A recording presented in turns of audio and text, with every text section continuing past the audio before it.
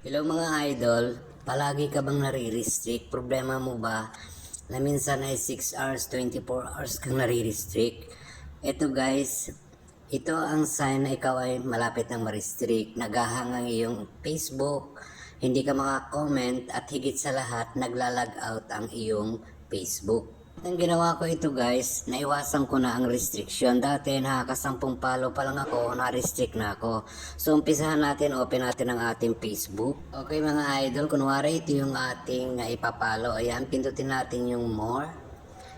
And then sa more hanapin natin yung reels. Puntahan natin yung reels at hanapin natin yung video na gusto nating panoorin. Yan, kunwari ay ito ang ating papanoorin itong video na to.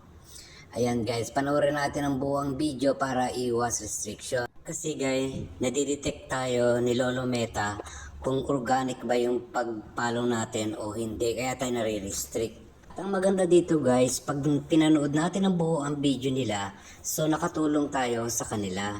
Ayun mga loads, pag natapos na natin panoorin ang buo, mag-comment tayo. At pagkatapos natin mag-comment, syempre magre-react tayo, depende sa gusto natin po.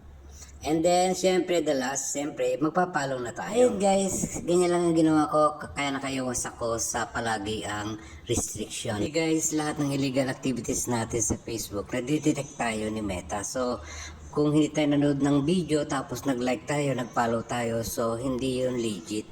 Ayan mga idol, sana po may natutunan kayo sa aking video. At kung may natutunan kayo, subscribe na po kayo sa aking YouTube channel para po updated kayo sa lahat ng aking video i-upload. See you guys. God bless everyone.